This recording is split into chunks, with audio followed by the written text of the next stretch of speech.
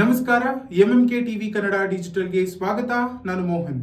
ನಾಳೆ ಮೇ 15 ರಾಜ್ಯದ ಪ್ರತಿಷ್ಠಿತ ಉಪಮುಖ್ಯಮಂತ್ರಿಗಳಾದ ಡಿಸಿಎಂ ಡಿಕೆ ಶಿವಕುಮಾರ್ ಅವರ ಹುಟ್ಟುಹಬ್ಬ.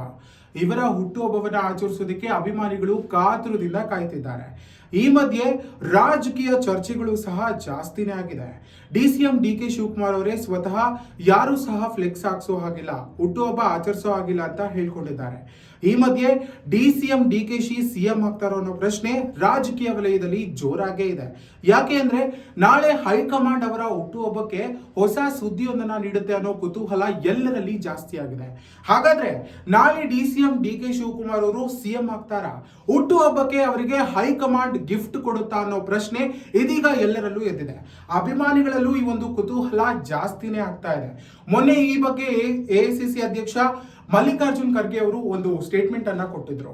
ಏನು ಅಂತ ಅಂದ್ರೆ ಡಿಸಿಎಂ ಡಿಕೆ ಶಿವಕುಮಾರ್ ಅವರು ಸಿಎಂ ಆಗೋದು ಅದು ಹೈಕಮಾಂಡ್ಗೆ ಬಿಟ್ಟಿರುವಂತಹ ವಿಚಾರ. ಬೆಂಗಳೂರಿಗೆ ಬಂದಾಗ ಈ ಒಂದು ಸ್ಟೇಟ್ಮೆಂಟ್ ಅನ್ನ ಕೊಟ್ಟಾಗ ಹೇಳಿದಂತ ಮಾತಿದು.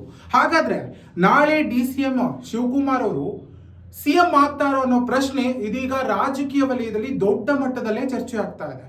ಇಷ್ಟು ದಿನ ನಾನು ಸಿಎಂ ಆಗ್ಬೇಕು ಅಂತ ಇದ್ದಂತಹ ಡಿಸಿಎಂ ಡಿಕೆ ಶಿವಕುಮಾರ್ ಅವ್ರಿಗೆ ಹೈಕಮಾಂಡ್ ಸಂತೋಷದ ಸುದ್ದಿ, ಖುಷಿ ಸುದ್ದಿಯನ್ನ ಕೊಡುತ್ತಾ ಅನ್ನೋ ಒಂದು ವಿಚಾರ ಇದೀಗ ರಾಜಕೀಯ ವಲಯದಲ್ಲಿ ಈ ಸುದ್ದಿ ಜೋರಾಗಿ ಚರ್ಚೆಯಲ್ಲಿದೆ.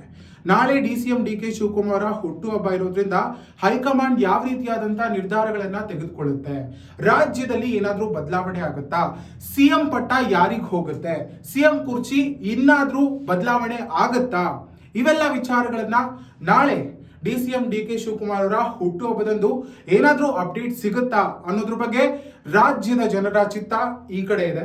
ಇನ್ನಷ್ಟು ಹೆಚ್ಚಿನ ಮಾಹಿತಿಗಾಗಿ ಫಾಲೋ ಮಾಡ್ಕೊಳ್ಳಿ ಎಂಎಂಕೆ ಟಿವಿ ಕನ್ನಡ.